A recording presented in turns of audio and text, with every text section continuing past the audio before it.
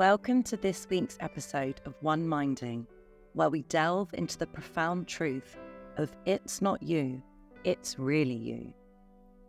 Prepare to have your perspective shifted as we unlock the secrets to understanding where our experiences truly originate from, as we unveil the power of looking within for our answers. Discover why our experiences are always rooted in a single source, ourselves.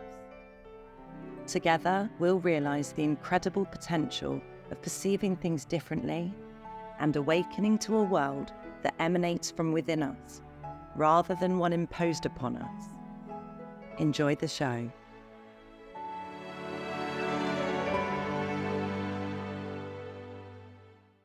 Hello, everybody. Hello, welcome. How are you? I'm good, my darling. How are you? Good. I love this playing music at the beginning. You guys, if you ever have any requests of songs that you think would be suitable for our intros, obviously we have to cut them out of the actual podcast, but yeah, I love that song and I think it's really fitting for OneMinding, actually. The only thing is that I want to kind of dull the music, fade it out, and then I want to sing, but really that would lose all of our listeners. But it really makes you want to sing along. Me too. Well, why didn't we do it on the outro, just so that we've already got the message through and then they can, at the end. What? Our first live YouTube show, we could sing. I think we'd have to sing without music, though, because they think we'd get in trouble for the cops, so that would be even worse. Oh, I hate rules. Me too. Yeah, definitely. So welcome, everybody. Lovely to see you all our regulars, all the people that we love. First of all, just want to say hi to everybody, all the friendly faces, and thanks to our sponsor, Vemp, as well. Molls has just had an interview with Dominic, who is the CEO of Vemp, to do with Web3 and bringing mental wellness to the masses, which is really what me and Molls, our mission is to do, is to create a mentally healthy world that is OneMinding will be accessible to every single person. They don't have to understand crypto, they don't have to understand Web3, but our goal is to reach everybody and give available healthcare to them. So, do you want to tell us a bit about that, Molls? It was for a tech podcast and they wanted to talk about mental health. So Dominic is the CEO of Vemp. And we got on and they asked some interesting questions. Why isn't mental health available? Well, we all know that that's financial and because the system is broken. And they asked some questions about how we see the future. Interestingly, their question was about podcasting being a really great resource for helping people with mental health issues. Obviously, that's what we do. They spoke a bit about AI. I'm not sure about the AI side of things personally, but we can see how that goes. Yeah, it was good. It was really interesting. And what I love is that there's people like me and Gem that are doing our thing that really have found an understanding that we know will transform the world, that helps people. And then we can connect with these people in tech and in finance that can then do something with what we're doing and really help us move it forward. So again, it's all about our connections. It's all about who we know, who we meet. And I think in this world, there's so many clever people in our little community within crypto. There's some real big brains. And I think for us to really connect with those people and to push this forward, we're really going to get this mental health revolution to the masses, which is really the aim. That's why we're here. We want to change the face of mental health. It is broken. We are in an epidemic. There is so many people suffering. Sometimes it can be a bit frustrating for me and Jem because we know we've found something. And I think for us to really push this forward, it's connecting with others that can help us to do that. So it was a really great meeting and hopefully it will go further. I totally believe that. We are in the age of information, and to be honest, I couldn't imagine there's one person that wouldn't see our goal and our vision as a positive. I think everybody wants the same thing, and that's, love, to feel good, to live in a peaceful world, and that all starts from us. That's what we're focusing on today. That's the title of today's space. So, it's an inside out thing. I think it's all really exciting, and definitely there's so much room for us to grow. So I just want to say something really funny because Jem's messaged me to put my phone on silent because I often have it on vibrate. and I might get a message during the show and my phone will vibrate. So actually last week I remembered and I put it on silent and I didn't take it off, and I lost my phone for about 9 hours. I couldn't work out where it was because I didn't know where I'd put it, and I couldn't hear it and I couldn't do anything. So that was quite funny. So Gem, remind me to put it on silent, but please remind me to take it off silent as well. Okay, no worries. I'll write that down. Oh, that's hilarious. Maybe you just needed a tech break as well. That is true. So you should actually be thanking me for giving me some peace and quiet. Always spinning it, Gem. Always spinning it. Well, this is what you taught me to do, you know, find the positive in everything. Can't have it both ways. Just wanted to say thank you all for being here and supporting, but you are the mental wellness revolution, all of you. So thank you. Yeah, amazing. And as always, you know, we get so much back from knowing that you guys are getting something from it. It really fills us up to know that people are listening, people's lives are changing, and people are really hearing something that is transforming how they see the world. And if you're new to this, please bear with us. You know, we do get on and have a little chat, and you're probably wondering, what is it? You know, what are they talking about? How can this change my world? We've got 45 released episodes, I think, so far. Go back and listen with an open mind today. You know, this isn't something to figure out. It's just something to hear. And we're not used to hearing without trying to figure things out. We're always trying to use our mind to work out what we need to do, what we need to know, how we can implement things. This isn't that. This is just an open listening. This is just a revealing of what's true about the human experience, a revealing of what's true about the mind that allows us to have a different experience. And it really is transformational for mental health. You know, it's great even if you haven't got a mental health issue, because we all should know how the operating system of being human works. But if you are in a state of stress or anxiety or depression or really caught up in your mind, it does give that relief. So Gem, is there anything else you'd like to say before we get into the bulk of the show? Not unless you want me to think of something. I was just thinking, shit, what am I going to say? No, I'm good to go. Yeah, thank you, darling. So as I said, it's listening with an open mind. You know, listen like you're listening to music. You may also find that you feel it's too simple. You might find that you feel a bit irritated by what we say at some points. That's normal too, because we're actually challenging the mind by not speaking to the mind. You know, the mind is what's causing all the trouble. The overactive mind, the thinking that we believe, is where we get really caught up. And I love tonight's topic because it's not you, it's really you. It's pointing back to us, not in a way of blame, not in a way of judgment, just in the way of showing us where our experience is coming from. You know, it really isn't an outside-in world, it's an inside-out world. You know, it really looks like it's the outside world that creates our feelings. And what we explore with this understanding that it's all us, but it's us in a beautiful way. It's us in a non-judgmental way. It's us in an incredibly innocent way. And when we uncover that, it just allows us to relax. It allows us to not take so much notice of our own thinking. Because what we really point to here is the power of soul. So it's not your job. It's not your partner. It's not your pet, your bank account, the world, crypto, the WEF. I mean, yeah, those things can really look like they're coming at us, but our feelings are all ours. It all comes from us. It's our conditioning. Now, our conditioning is always a process and a response that becomes more frequent over time because we repeat it, we believe it again and again, but we pin it on the environment rather than within.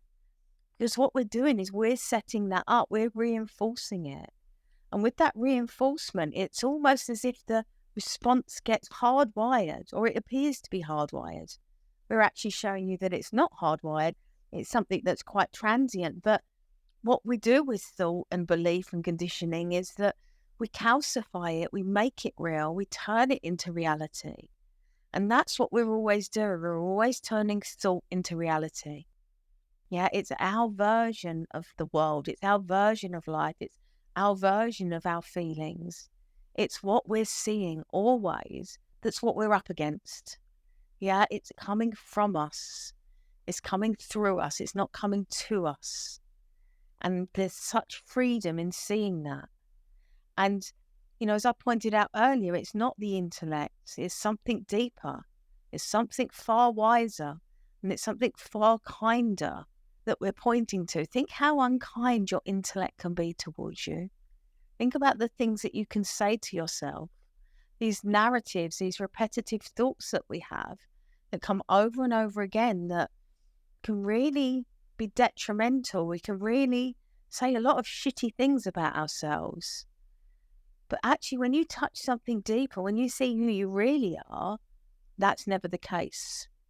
It's always empathic, it's always kind, it's always loving. It doesn't see separation, it doesn't see problems, it doesn't see the physical things you might be hung up about yourself or the intellectual things you might be hung up about yourself over. And what we do with the 3 principles that we teach here is we start to show you where your experience is coming from, that it is coming from you, that there are these energies behind life, this mind, consciousness and thought that are constantly creating every human being's experience on the planet. And when we begin to see that that's coming from us, not coming at us, it allows us to be less frightened of that experience. We can get so frightened of our own experience, we get so frightened of the world, we can get so frightened of our own thinking. In fact, Sid Banks was the founder of the 3 principles, and he said, if man only learned not to be afraid of his own experience, that alone would change the world. And if you just think about that one sentence, it's incredibly profound to see that what we're always up against is our own experience, it's our own thought system. It's what we get scared of. Why do we get scared of it? Because we've made it up. We have conditioned beliefs that have come in, that have contracted, that have been made to look real by us, that then we respond to in the world and we say, oh, it's the world. Oh, it's them. We go into a victim and it's not helpful. So seeing that it's coming from us is actually a relief from the mind. It's a relief for the mind. It's like, oh, okay, I can relax. I don't have to be on red alert up against the world, up against my experience. I begin to see that, oh, okay, I'm scared of what I've made up to be scared of. Look at all the different things that people are scared of. We're not all scared of the same thing, not all fearful of the same thing. So that points to, for me, that it has to be made up, otherwise we'd all be scared of exactly the same thing. And we're not. We've all made up our own versions. We're always making up our own realities. So again, it loosens up reality to see that it's us. No matter how much it looks like it's the outside world or it's another person, that's where we get really cool. It's them and they have made me feel like this. But it's always us. Of course, people can act shitty and do shitty things. But if you notice, you may react at first, but we always get over things. So it was our thought system in the first place that contracted and responded or reacted to that thing and then created the problem. So another person was sat that didn't understand the principles and lived in victim world, and I was sat and seeing in that moment that everything was coming from me. And 2 people came up to us and, shouted at us and maybe said some detrimental things. For me, it'd be water off a duck's back because I would have an understanding of, that's nothing to do with me. They've just made that all up. That's their version. But for a person that was really caught up in the world and victim mode and believed what other people said about them, that would be disastrous. That would cause drama and crisis in the moment. So that's what we have to remember is that, where is the drama of the world coming from? We can show up in different ways. We can show up in a very dramatic way. We can show up in a very calm way. We can show up in a loving way. We can show up in an unkind way. And seeing that we're not a victim of the world actually allows us to be kinder and wiser. It allows us to be less reactive. And I think the world is desperately in need of that. Now, that doesn't mean to say we don't take action. We don't try and change things that we see in the world that are unjust. Of course, we still do that. But if you think about coming up against the world and the things that you see that you want to change, Are you going to be best served to do that from a space of being really caught up, or from a place of being zen, from being peaceful, of knowing who you are? I know I always respond much better when I'm seeing the truth rather than being caught up in my mind and really in resistance to the world. The sense of knowing, of being, is always going to be much more beneficial. So again, it's not only that what we teach here is great for mental health, it's great for the mind, of course it is. It's great for our experience. It's also really helpful in how we show up, in how we access our creative gifts, how we access who we really are, how we bring who we are into the world. Can you see how that would have much more openness and flow if you weren't a victim of the world, if you really saw it was all you? Because the judgment would fall away from the world, the need to, in some ways, actually, the need to please the world. Now, that doesn't mean that we're not kind, but of course we're kind, but the pleasing can be a response from the ego sometimes. It's not always a natural response. So again, it's lots of things fall away in this understanding, because it's like, who are we trying to please? We get to observe the self from a place of neutrality, because we understand that the world is a neutral place. Do you see how that would work? If we see the world is neutral, that we don't have to get so caught up in the world and we can respond in the best way possible. And that way would be what was actually most beneficial to the world at the same time. Because we have clarity. We're seeing in a different way. We're seeing with fresh eyes. So we're always going to come a little bit from our conditioning. We are a character, a personality, an identity. So we're not losing that. That's the fundamental nature of being a human being. But when we can see through that, that can drop away enough for us to show up without so much of the ego, without so much of the contraction, without so much of the conditioning that often causes us to be triggered. You know, it's really interesting that I could still get triggered, but there'll be a point where I go, oh, bloody hell, that was me again, wasn't it? Because I can't be triggered unless I'm triggered, unless it's me. I have to be in agreement to that triggering. Now, what's wonderful, as I've explored the 3 principles over the last 10 years, my triggers have got a lot less. But occasionally they're there, of course they are.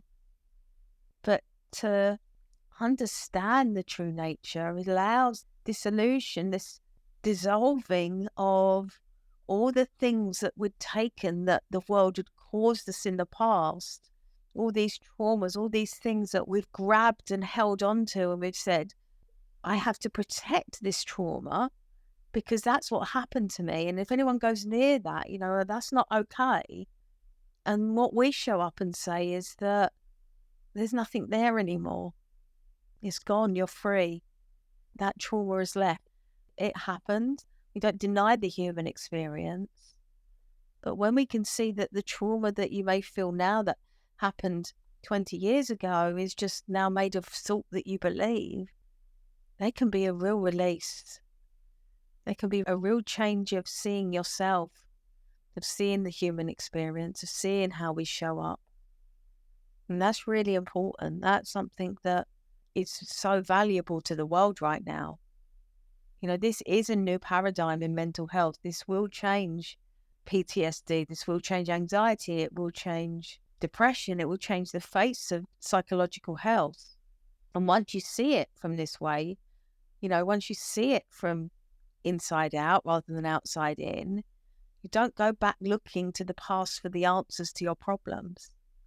Because you see that, oh, well, it was always me. It was always my contraction. It was always me making it up that created that experience. You know, it happened, of course, but it only happened once.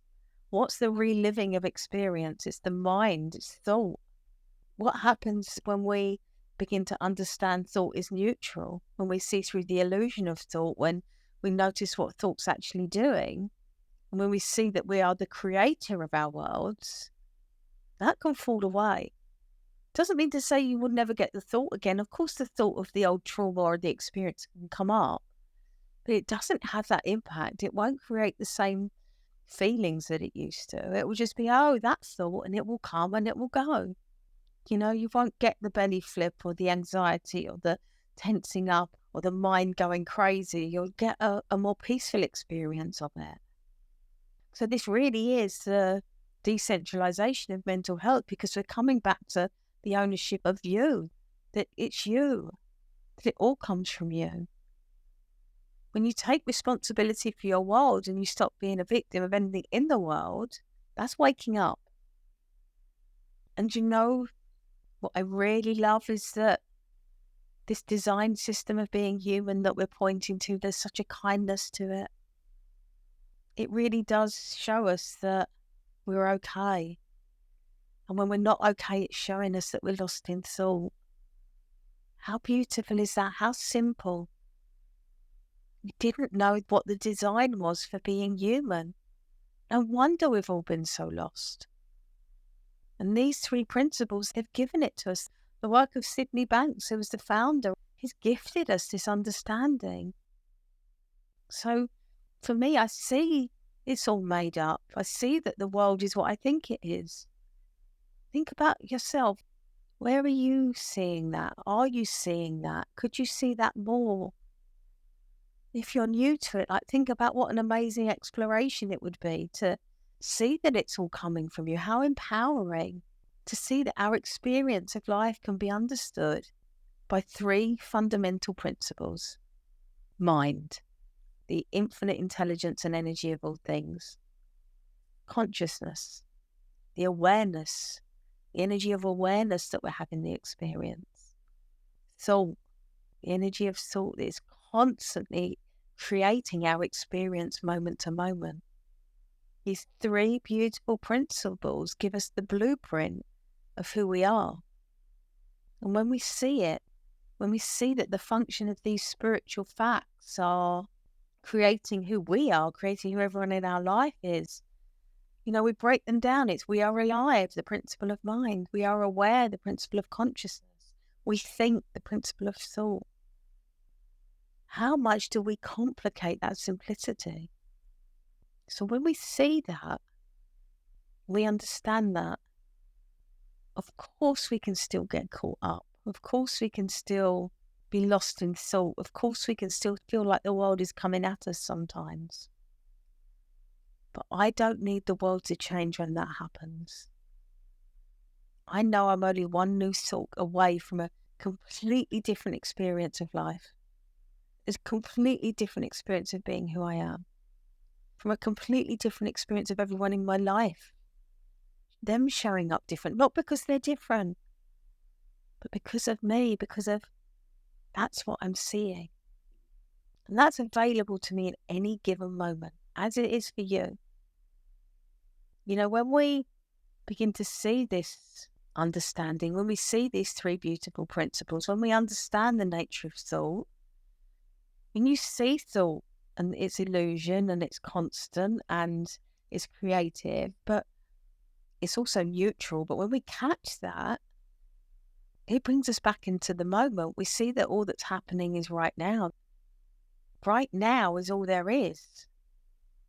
And isn't it funny when we see that? It's like, does stop the mind in its tracks. It's, oh, wow. It's like, for me, that's the insight over and over. I've had some huge insights, some small insights, and they've all come from me, obviously. But that one of the moment is like a repetitive one. Oh, yeah, just this. Forget about it again. And then, oh, yeah, just this. And then forget about it again.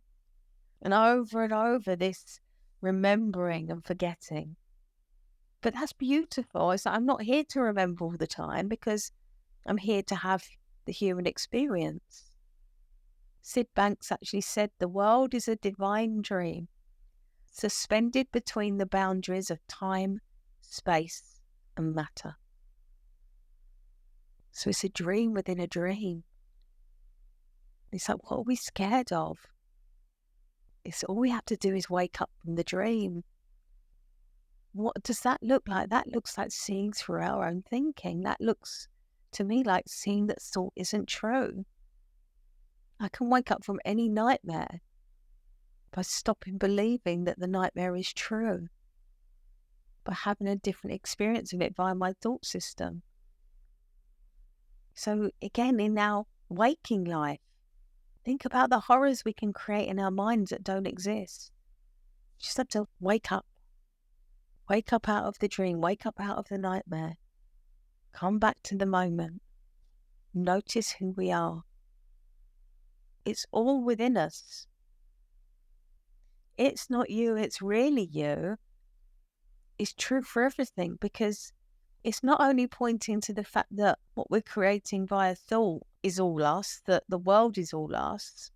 It's also showing us a deeper sense that everything we have within, it's all there waiting for us. So think about that. Everything that you're seeking, that you're searching for, is already who you are. It's already your inner being. It's uncovering that. And for me, it looks like the more I see that, the more I connect with life in a more beautiful way. Again, come up against a lot of shit, don't get me wrong. It's like, well, life is going to always lifing, as I say. But to know that there's nowhere to look but within for everything that I want allows a richness, a playfulness, a lighter experience of being who I am. You know, it was really heavy for a long time. You know, a lot of you will know because I've spoken about it before on Spaces, but, you know, living in that dark place and then coming out into the light, nothing changed but me seeing what thought was. I had a glimpse of these three principles and everything looked different. That's true for everybody. There's a lovely Michael Neal quote. When our thoughts look real, we live in a world of suffering. When they look subjective, we live in a world of choice. When they look arbitrary, we live in a world of possibility. When we see them as illusions, we wake up inside a world of dreams. I love that. That's the process. That's the seeing the truth. That's the, it's not you, it's really you. How freeing. You know, we all want freedom out in the world, and me too. But psychological freedom has got to be the starting point for that. That as the baseline for going out and changing the world is a very powerful thing. Because when we wake up to the illusion of our own thinking, we then begin to see the illusion of what the world is trying to create, what other people's thinking is trying to create. It's like bursting the bubble with the pin. The three principles of the pin that burst the bubble of believing thought, ours and other people's. So we start from this base of our own freedom, and we can then want that for the world. We begin to see where areas where we're not free in the world, and there's a lot of them in my opinion, but we can wake up to that and we can do something about that. But it's wonderful to do it from a place of knowing that fundamentally you are free, because then there's something that the world can never take from you.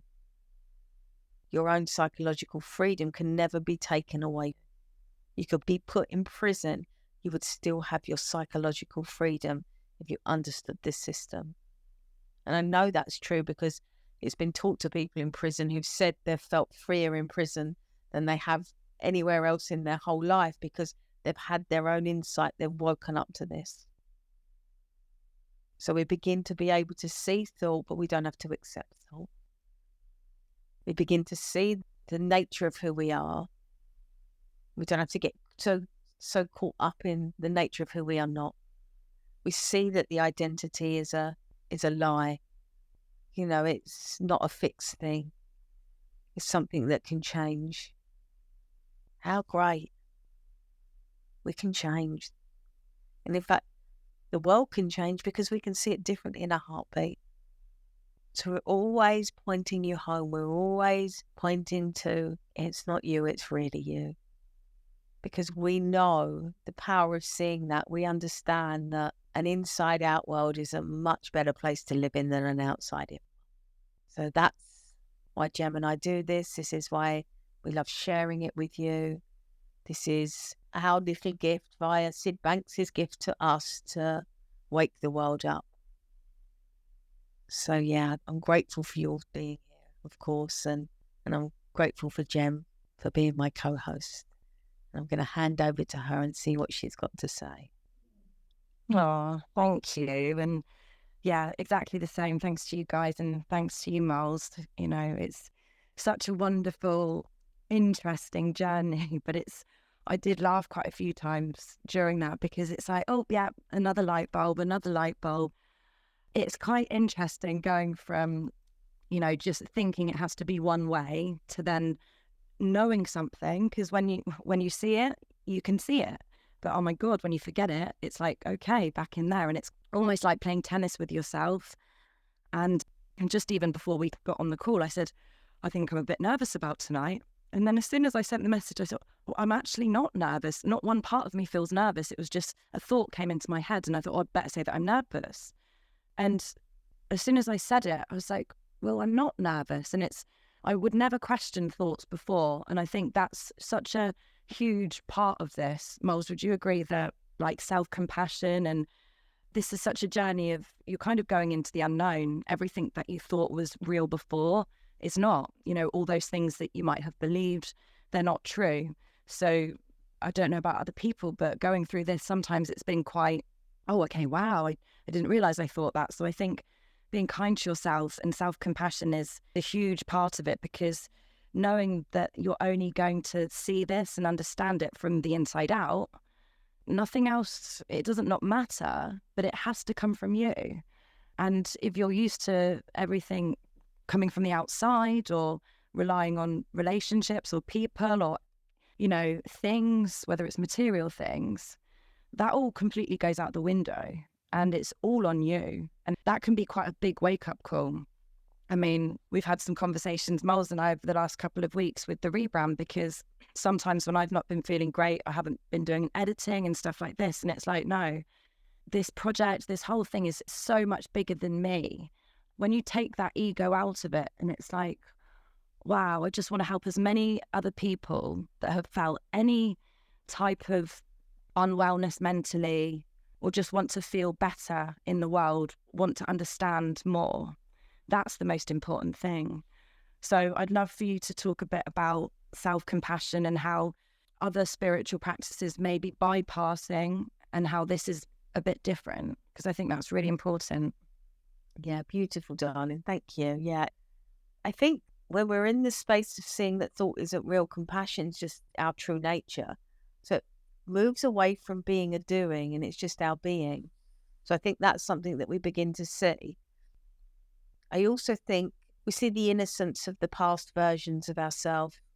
We see that, oh, we were doing the best that we could given the thinking that we had. So I think, again, that's so compassionate, because it was so innocent. We just didn't know any better. I still get caught up now, and I'm like, oh, wow, it just looked real, and I didn't know any better in that moment. So self-compassion becomes innate rather than something that we have to beat ourselves up about doing, because a lot of the stuff we think we need to do, and then if we can't do it or we're not feeling it, we then feel bad that we're not doing it or we can't feel it. And we just get so caught up and so lost in this separation that we think we are. And that separation that thinks it needs to do something, when it's just so simple. It's just this falling out of that, seeing something deeper, knowing who we are. Because from there, it's like, oh, bless me. Bless me for being that caught up. Bless you for being nervous. It's like, why wouldn't we be nervous? It's like, of course, nerves are going to come. Nerves are going to go. We are having a human experience. And we're always going to get caught up in that to a certain extent. So it's not a bypassing in the sense of none of it's real, so it doesn't matter. Of course, the human experience matters. But understanding where it comes from is just a game changer. It really transforms who we are, how we see life, how we show up for other people. And I think that's really such an important point with this, is that it's not just about us, it's also about how we show up for everyone else. Because then say someone else is giving you a hard time, again, we can't excuse behaviour in the way of, we don't need to put up with behaviour, but we can see that that person is coming from salt. We can see the innocence. They don't know how to do any better. They feel like they've got to manipulate the world to be okay. And when we see that, we can go, oh, yeah, I can understand why it would look like that. But it's not true. And it's not coming from a deeper place. It's not coming from a knowing. It's coming from the ego. And with this inside out, it's like most of us are seeking something, or were seeking something to make us feel okay. In relationships, say, we give love, but we expect something to be returned. We go into a transactional world. It's like, I give this, so I get that. And that false living, that manipulated living is really hard to find love in that, because we're coming again from the ego. It's got to come from somewhere deeper. And of course, we're going to have expectations and desires and wants in relationships in any kind. It doesn't just have to be romantic relationships. But there's such a richness and such a beauty and such a truth of being if we can do it all without expectation, if we move away from the transactional world we're used to. And if you think about, say, the old way of being, which is, it is the world and it's not you, of course you've got to get things from the world to feel okay. But if it's all you, you don't need to. You're free. You see that we've got an infinite source of love within us. We see the more we give, the more love we have. Love doesn't end. I mean, I've only got one child, but I know if I had a second child, I would have loved it just as much. It's not finite. The mind is used to the finite. We're talking about the infinite. There's more than we could ever imagine. There's more than we could ever want, but we limit it and we limit ourselves.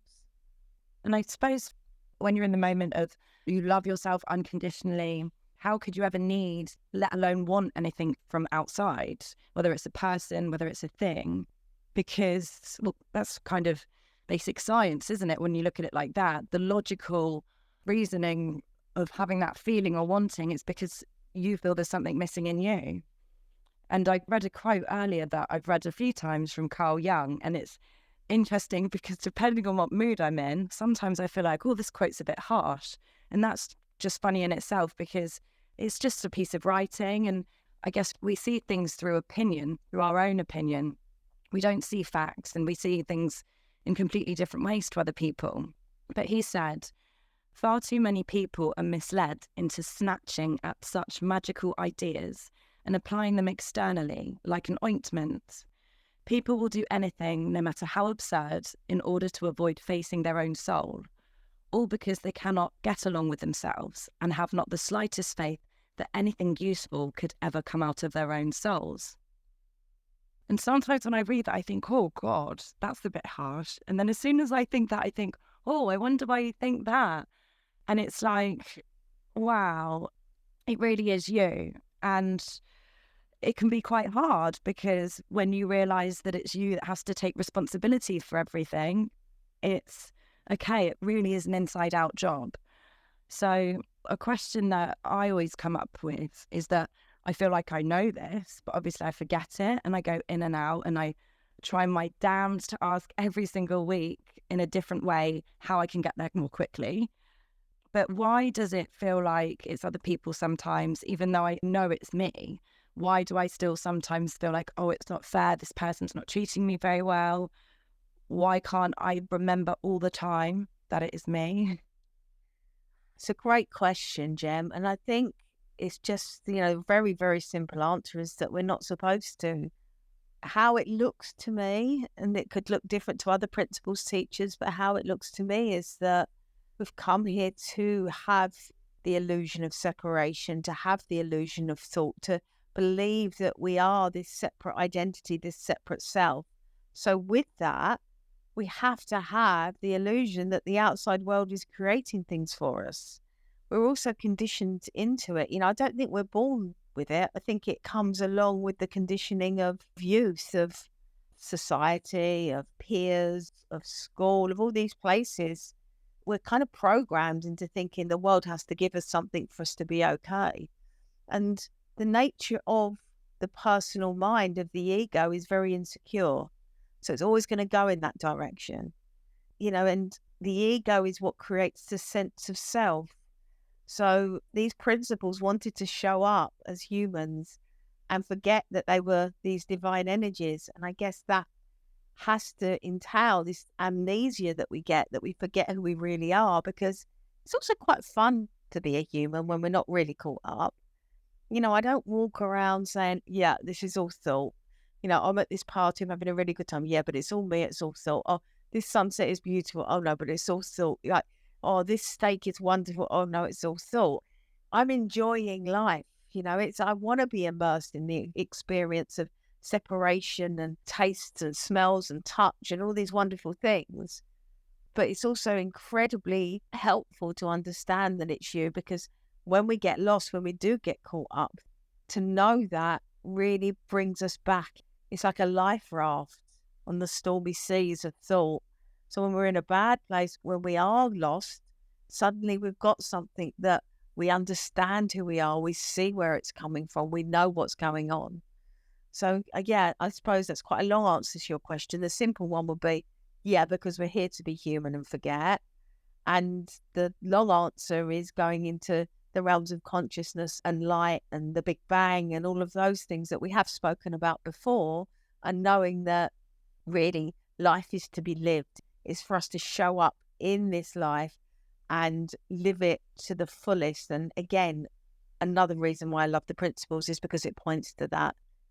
It's just a time thing. The time's going to pass anyway. It's just so kind of, yeah, sometimes it can be a bit frustrating, but that's just because I'm not seeing it. And most of the time you end up laughing at yourself because, it is all you. It's frustrating. Like, who is it frustrating to, Gem? Well, it depends on how much editing I've done. But it's frustrating to the separation. Like, who you are before your identity is fine with all of it. The frustration comes from the separation, because the identity understands that there's something more. There's a kind of a richer, nicer place to be when we're caught up, but the identity can't do anything about that. So the identity focuses on the world. It focuses outwards and says, this is frustrating because I've got to do the editing. This is frustrating. If I could just see a little bit more deeply who I am, I wouldn't have all these problems. I wouldn't feel like this. I wouldn't do this. But look at what the focus of that on. That's all on the I, the me, the identity, and that contraction. So in truth, there isn't frustration. There isn't any of these feelings that we get so caught up in. They're transient experiences of the identity coming into form to have the experience of being human. So then they just become just like anything else. It's like, oh, I'm angry. Oh, I'm frustrated. It becomes interesting. It doesn't catch us quite as much. Now, we're still going to feel it. We're still going to have the human experience. But it's just a little bit looser. Does that make sense? It totally does. And it's the most backwards, ridiculous thing, because as soon as I do it, I'm like, wow, I feel great. But something, me, I can't blame it on something else. It's just like, no, you can't do it. You're not can't even think what it is now because it's not here. But yeah, I really stopped myself from doing things. And then as soon as I do it, I absolutely love it. It's quite backwards, but it's just, one of those things that, whatever reason, but it's certainly interesting. And before I wouldn't challenge it, I would just say, okay, well, I'll wait until I feel like I can. But it's not feeling like anything. Ready isn't a feeling that you're going to get. It's just doing it and enjoying it. And there's never been a moment that I've not enjoyed it. So it's just remembering that and not believing the bullshit, because most of it is absolutely ridiculous and it doesn't help in any way. So, I mean, if anyone else has any questions, rather than just being the Gemma therapy show today, then please request. You're more than welcome to come and ask anything. If you don't want to speak, then you can just message me and then I can read them out for you. That's no problem. I guess for someone who's listening, who's never listened before, why is it an inside-out process, whereas the world and society has taught us or shown us that it is an outside-in one? Because it's going to be very shocking and very new for somebody that's never heard this before, that it's not something that they need to get by getting a job or a husband or whatever it is. I tell you what, a lovely thing to kind of ponder. So if you are questioning it, I think it's really good to start to look at all the areas in your life where you thought, I'll be happy when. And then notice that either you weren't happy or the happiness was temporary. And you'll begin to see how you're always making up what's going to make you happy. And in that making up, you seek the thing that you think is going to make you happy. And then you get it, but it doesn't last very long. And you go on to the next thing and the next thing and the next thing. Where is that coming from? That isn't coming from a new girlfriend, a new wife, a divorce, a car, a house, a Bitcoin. It's coming from you. So it's observing those things about the self that you begin to see, wow, maybe I am making this all up. And also notice something like, if you're a woman, your favorite dress, if you're a guy, your favorite shirt that you always put on and it makes you feel amazing. Well, I bet there's a time when it hasn't. So where's that feeling coming from? It's about really beginning to go into the role of witness, of observer of the self. You'll begin to see how everything that you're doing and thinking is made up by you. It's not coming from the world. You have made that up. And I think that can begin the exploration and the inquiry into maybe life doesn't work quite the way that I thought it did. Maybe I don't work quite the way that I thought I did. Maybe there's something more to it. And your view of reality that is happening right now is all there is until the next moment. And then there's that view of reality. But that will change because that experience is your state of mind, your consciousness, your thought projecting out onto the world. So what you hear, see, taste and touch will seem different at different times because this is all there is. All there is you. And we're always obscuring that in some way via our beliefs and our conditioning that we pointed to earlier. We all see things in different ways on this call. Why? Because it's all coming from us. And I think that's such a wonderful thing to begin to explore. I mean, I'm sure we've said this 100 times on the podcast. It's not what you look at, it's what you see. It's not what you're listening to, it's what you hear. It's all us. And I think when we begin to play around, we see that. Yeah, you are so right. And I just kept hearing, you'll be happy when you decide. That's all there is. And we do have a request, and we have Big Daddy Fat Stacks. What a name. Welcome to the show. I do wonder, because this is obviously, we record it on Spaces and then it goes out into the podcast, into the whole wide world of podcasts, and we get a lot of listeners. And I think, wow, sometimes some of the names we get up, I wonder what they think of, where are these people coming from? Why do they get all these strange names? Yeah, they should join the live show and experience it. But yeah, welcome Big Daddy Fat Stacks. Hey, how's it going? Most people can just call me BDFS, or they call me Riles if it's easier. You don't have to call me Big Daddy Fat Stacks. I kind of just wanted to say it, yeah. I mean, everybody's got to try it on at least once, right? I just had a comment to make about when you have trauma and that remembering that trauma. And I heard an analogy once that was really good, was that it's like there's a square, right? And you have this square, and inside the square, there's this giant red ball. And the red ball barely fits in the square after you've had this trauma. And every time this red ball touches the edge of the square, you feel the trauma. And it happens all the time because that ball is just huge inside that square. But as time goes on, the ball gets smaller and it gets smaller, and it touches the edge of that square less and less and less. And then that pain hits you less and less and less. So for some people, it might be easier to kind of think of it like that. Like that kind of helps my autism, knowing that over time, the ball will get smaller. It'll touch the edges of the square, and it'll be less painful as time goes on. I just wanted to add that. Thank you. Yeah, that's lovely. Thank you. I would even take it a little bit deeper, if that's okay. I would say that the red ball is made of salt. And actually, with this understanding, with the light of truth shone on it, it will begin to dissolve. So it won't even be that it has to fit differently or it has to shrink. It can literally disappear. And I've seen that with clients. It's something that they've really believed to be true. As soon as it's not believed to be true, it falls away. That's how powerful this is. That is a wonderful analogy, but it's also seeing that if we really explore what the red ball is, it can look completely different to us. And that can happen in a heartbeat. That can happen so quickly. I would agree with you 100% because we are in control of all our perceptions, so I would also tell people that they are definitely in control of the red ball. It doesn't have to be in control of them. It doesn't have to be just flying around the square willy-nilly. Yeah. And that's where you get people with, panic attacks, anxiety disorders, people really go into that old trauma. It's so felt in the physical body. It feels real. Again, that's the system, and I was talking about the kindness of the design earlier. It's because that design is actually not saying you're reliving this trauma and you're in danger now. It's actually saying to you, you're thinking about something you don't need to think about anymore.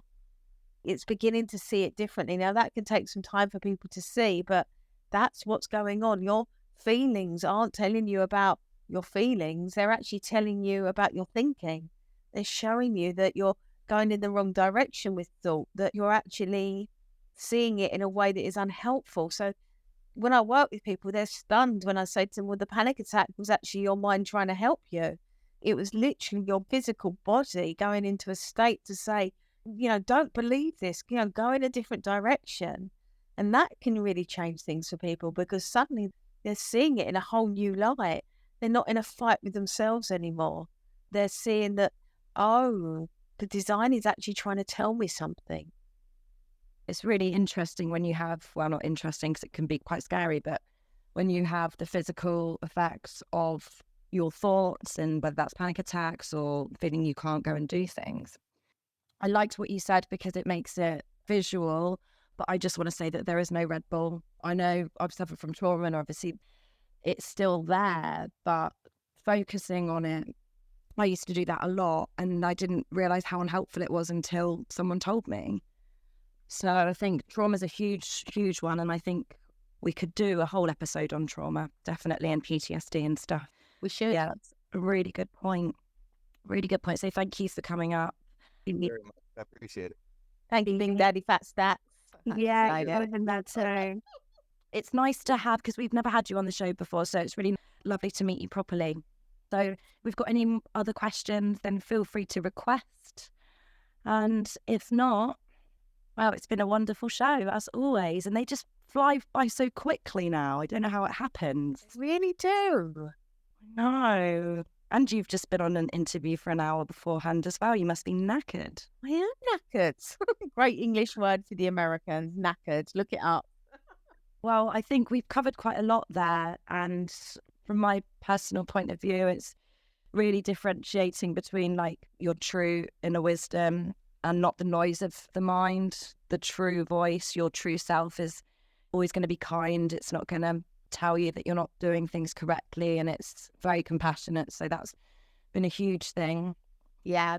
Your separate voice can be a real mean bugger, but your inner wisdom, that voice is always kind. So don't listen to the shitty thinking. It's not telling you anything you need to know. It's really important. And one thing I do want to say, because we forget every week, is we have a YouTube channel and we're going to start live shows on OneMinding. Is going to be obviously still on Spaces, but we're going to have a YouTube show, obviously the podcast. So it's going to cover so many areas. So please find us and subscribe, because we're nearly at 1,000 followers.